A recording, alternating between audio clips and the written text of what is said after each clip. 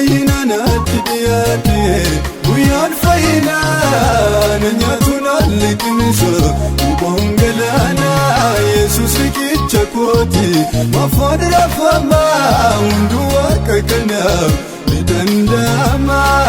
guyyaan fayyina naatti dhiyaate guyyaan fayyinaan nyaatuun alliqimsa bu'uun galaana Yesuus riqicha kooti mafaan rafamaa hunduu akka kanaaf ni danda'ama Waaqayyotu jedhee eenyutu naan morma boqonnarraa bu'ee wajjin adeema Waaqayyotu jedhee eenyutu naan morma boqonnarraa bu'ee wajjin adeema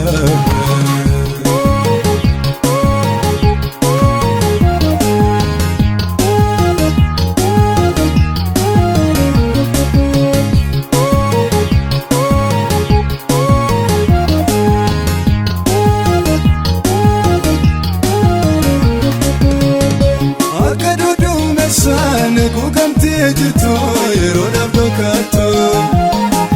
kan gosa kasuma mul'achuuf anjira Waaqayyoon hangatu bita yoo laalanii mirga yoo laalanii wanta hin fakkaatu inni garuu beekaa isa jedhe raawwata haalota sodaatu guyyaan fayyina naatti dhiyaate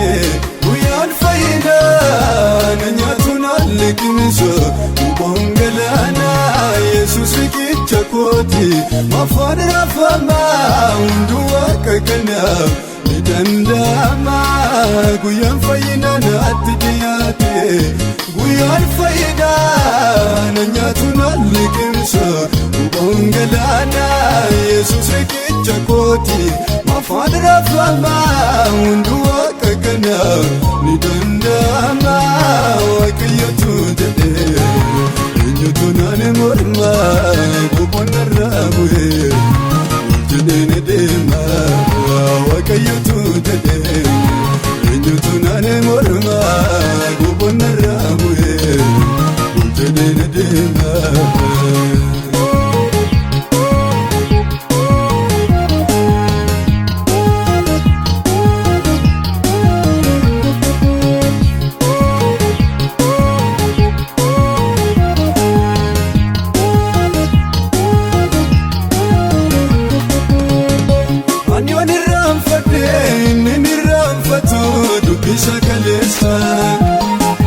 kakuu bara dheeraa sabara ijoollummaa ana yaadachiisa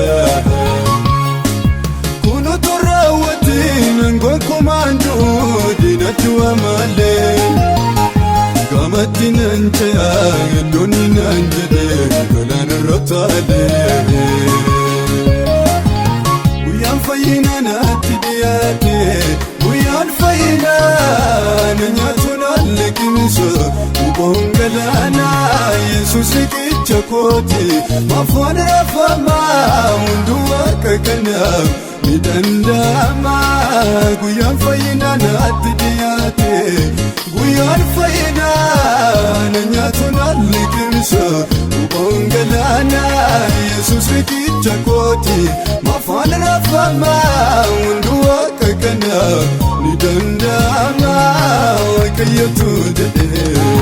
eenyutu naan morma boqonnarraa bu'ee wajjin adeema Waaqayyotu jedhee eenyutu naan morma boqonnarraa bu'ee wajjin adeema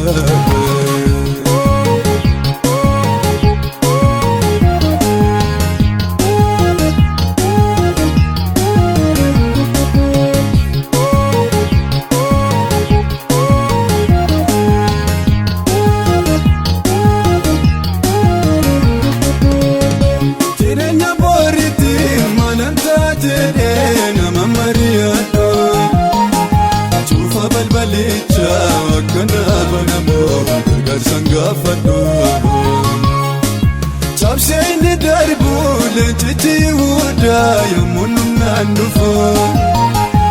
Erere waaqni kee warri naan jedhani kufuun goggoofu. Guyyaan fayyina naatti dhiyaate guyyaan fayyina na nyaatu naan liqimsu bu'uun galaana Yesuus riqicha kooti mafaan rafamaa hunduu akka kanaaf ni danda'ama. Guyyaan fayyina naatti dhiyaate guyyaan fayyina na nyaatu naan liqimsu bu'uun galaana Yesuus riqicha kooti mafaan rafamaa hunduu akka kanaaf ni danda'ama. Waaqayyotu jedhee eenyutu naan morma boqonnarraa bu'ee jedhee deema. Waaqayyotu jedhee eenyutu naan morma boqonnarraa bu'ee jedhee deema.